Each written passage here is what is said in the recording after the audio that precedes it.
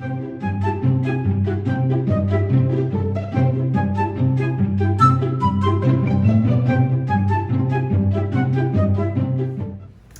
everybody, thanks for tuning in again today.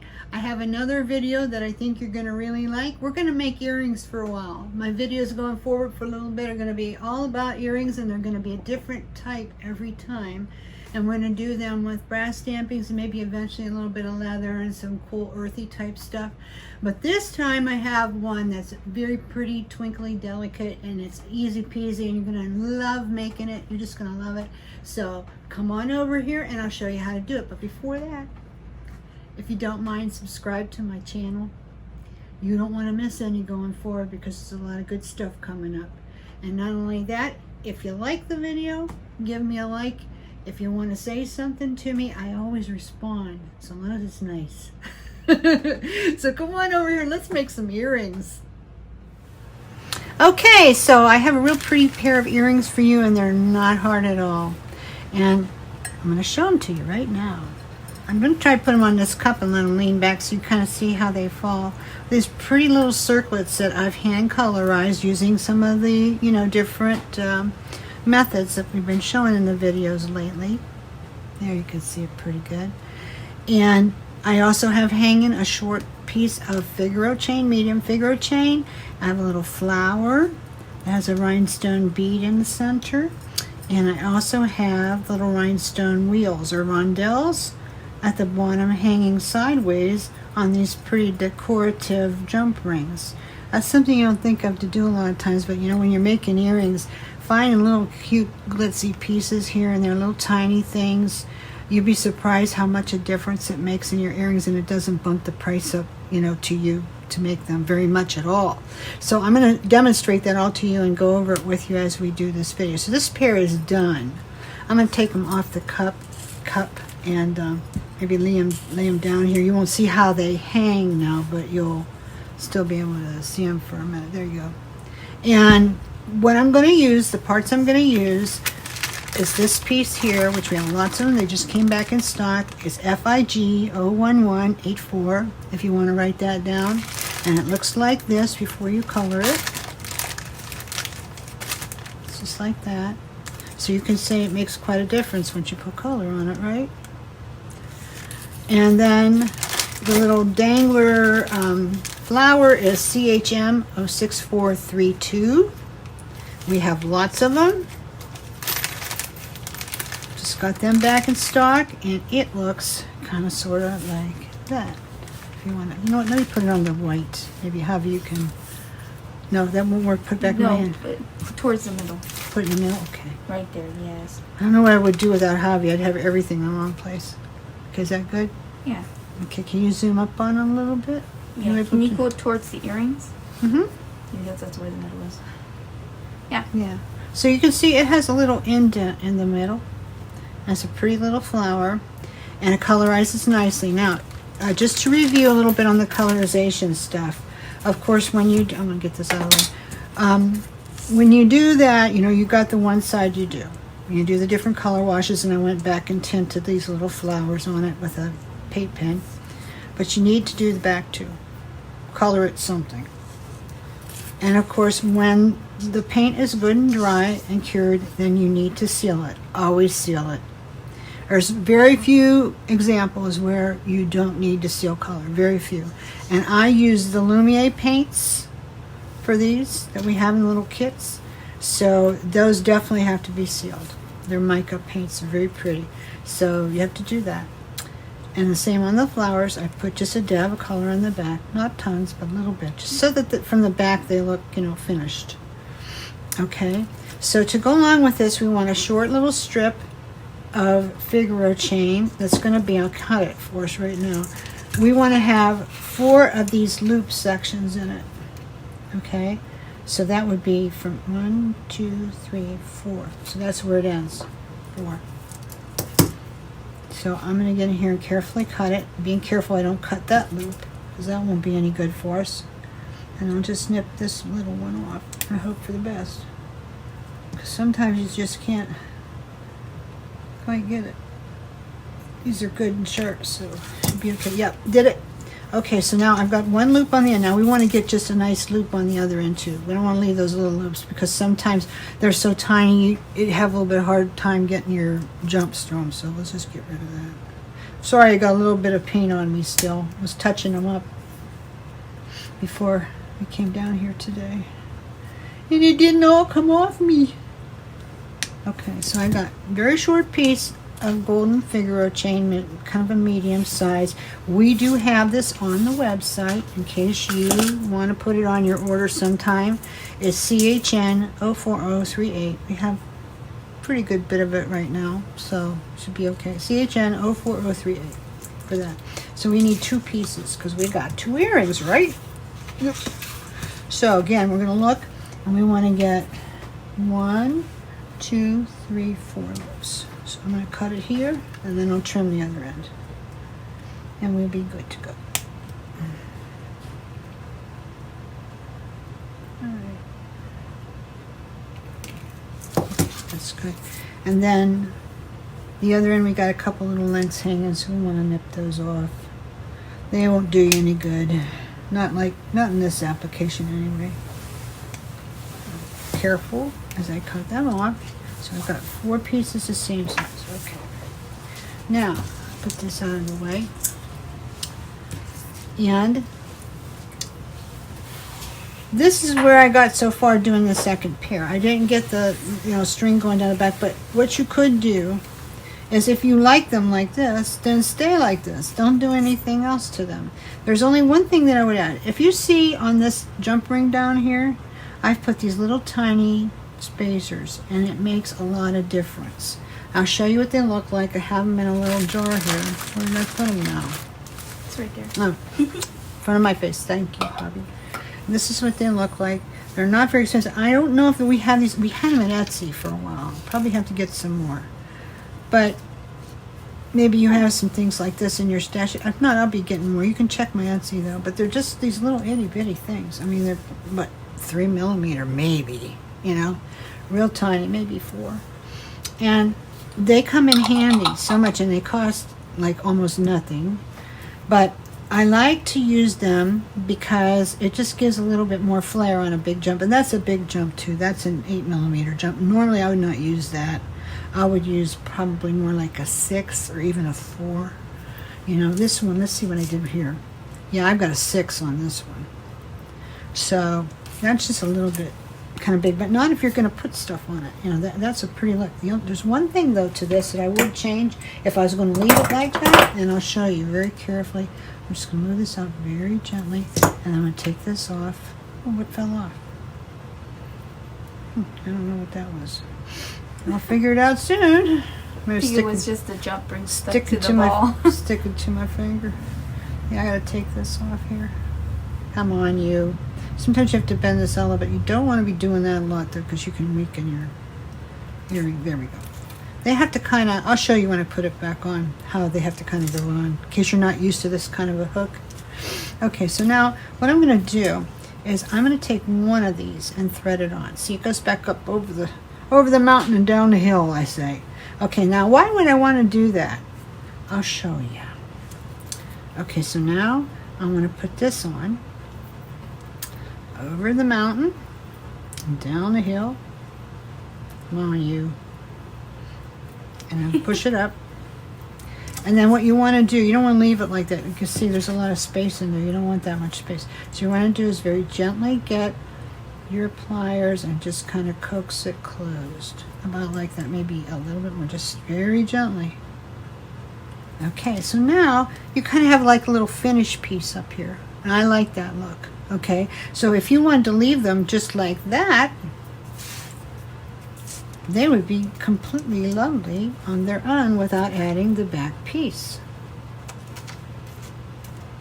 But I want to show you how to do the back piece. So even though at the end of the day I may take it off again, you need to see how I did it. So I'm going to put it on. Now another thing too is when you put the little flower on, first of all, of course, I colorize them and seal them.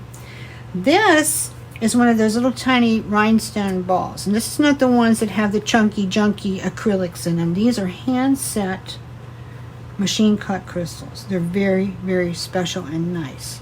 And I just got them in stock. You can see I've got a little stash of them here myself to use. So I better, let's see. No, I don't need those here. But anyway, that's what I put in here. Now you might say, well, yeah, but it's a ball. I mean, come on, Brenda, it's got a hole in it. Why would you do that? Well, because, yeah, I'll show you. See, there's a hole. Whoops. You have to look for it, though. There's a hole in it. I don't know if she can zoom in on that or not, but there's, you know, one up and down on each side. So how am I going to set that in there and it's not going to show? Well, what I'm aiming for is that it won't show very much. Because you have a lot of camouflage with all these stones set into it. And then the sparkle too. So it's not likely you're going to see it unless you're taking pictures of it to sell it and you get in on it just the right angle. Then people might see it. It might not look too good. So you might keep that in mind when you take pictures of it. But anyway, the way I set it in there, see, I went up and down. I decided to go vertically because the one on the bottom, there's almost no chance you're going to see that. Okay? The one on the top is not too likely. You can see it if you're looking for it. Yeah. You know, if you're not looking for it, not likely you're going to see it. If you just so happen to have one of these little itty bitty stones and wanted to set it in that hole, that'd be a fine idea. If you haven't, I didn't. So I just opted to set it in a way so it's not likely you'd see it. Because one thing with jewelry making, you can often use a bead for a stone, but you never want that hole to be showing.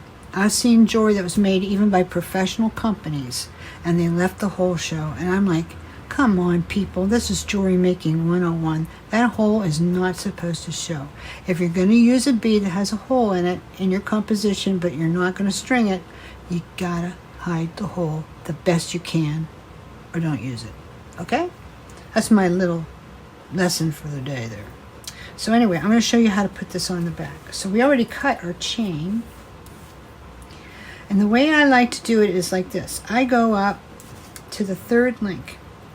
Okay? Because I like it to be kind of staggered.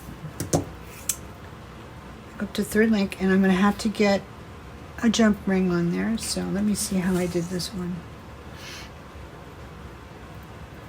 Okay, I put the one through. I gotta finish that jump a little bit better. Okay, it's just a little one. You always see your mistakes, you know, either when you're on camera or you're taking a picture of it. That's why taking pictures of your stuff is always a good idea, because that camera does not lie. Come here, you. I need another little 4mm. Here we go. Here we go, here we go. Okay, so now I'm going to take and I'm going to open this up. And of course, you know, we always go side to side, not pull it out, but side to side, just like this. And I love to use my little jumpy tool, which of course we have the site, but I always tell everybody, whether you get it from me, just be sure, or you get it from somebody else, just be sure you get one, because they come in so handy. So on that third loop, I'm going to thread my jump through.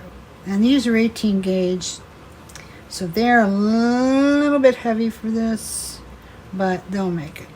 They'll be all right. Just have to fuss them up. See, there's one. Okay, so now what I'm going to do is I'm going to hang this, because I put these on that big long one, I'm going to hang this behind these two. Now, if you didn't have this great big jump and these other things on here, you don't have to worry about that. You just put it on there. But because it's there, I kind of want to get it in just the right place. So I'm going to put it here. And I think I have to open it up a little bit more to make that easier. Since it's small, there's other stuff on it, you know. So I get that out of the way. This is a little bit fussy, but not that bad. Whoops. See what I told you? It's a little bit fussy. And then, you know me, I like to drink my coffee, so it gets a little shaky. I'm a little bit shaky sometimes. Okay, we move these out of the way. Push them back. Okay, now we have a clear pathway to get this on, I think. You know what? Open it a little bit more. Anything else fails, open it a little bit more. Now we'll go. There we go. It's on. All right, now I want to get this closed nice and flush. So sometimes the best way, especially if it's a little bit heavier, I'm going to need 2 jumps in this case. So I want to get it nice and flush. I always like to get those jumps closed so that they're right up on each other and you can hardly tell where the seam is. And I think I did. So, all right. So we got it. Okay. pretty. You know, if you wanted to, you could just not hang anything from those pieces of chain. Because, you know, chains hanging like that are nice elements on their own. That's pretty all alone.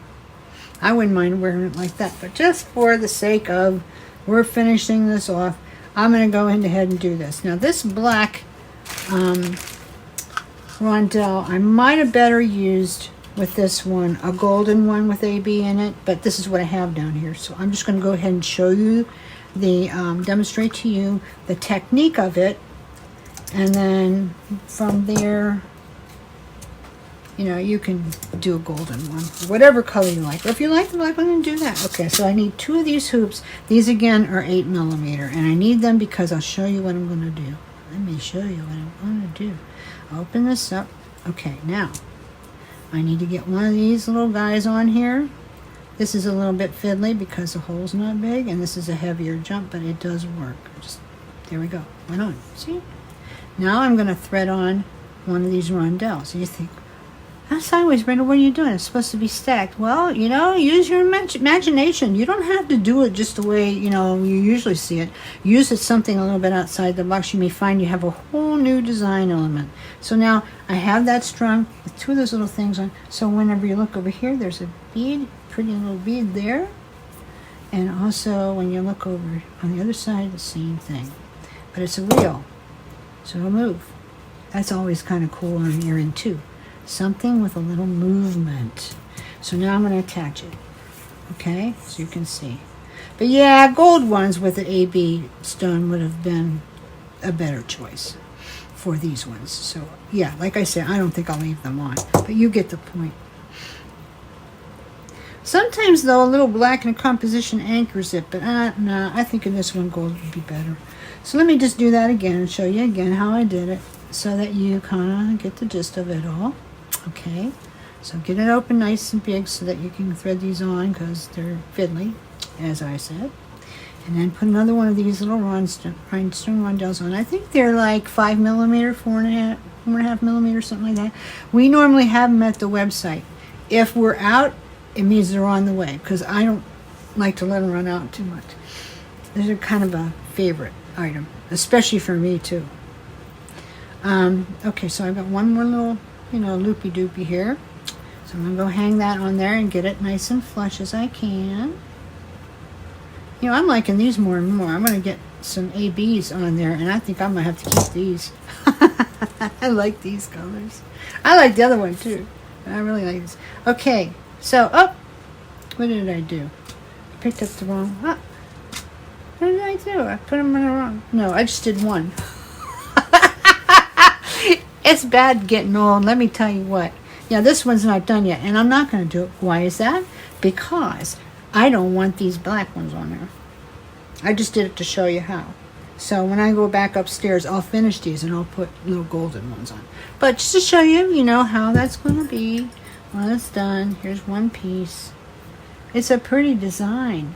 And it's just got a little bit of something dangling down, a little tiny, you know, flower beads and the painting. I used a turquoise color paint pen on this one. First I colorized it with like a golden Lumiere, and then I went back over and accented a little bit with paint. Sharpies work fantastic. You guys know that? Sharpie markers are the bomb. When you have a little bit of detail, you can even get those super fine ones. They work great on metal.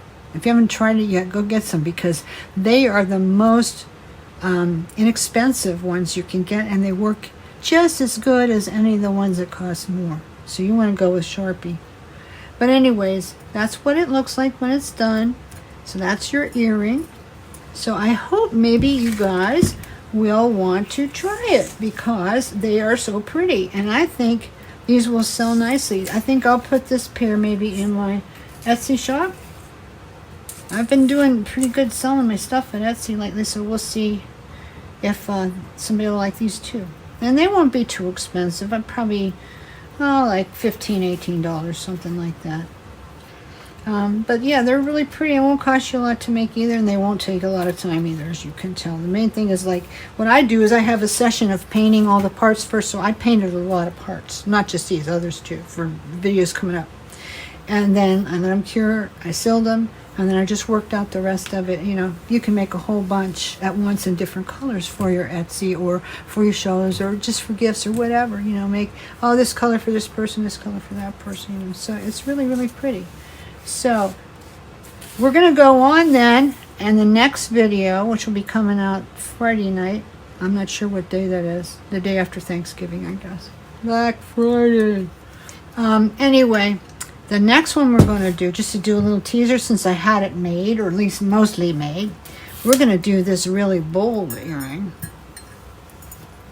with this bigger piece, which we're going to tint, and then we'll have a little bit more chain hanging down, and then we're going to do the rhinestone beads and the rondelles at the end with a hand wrap.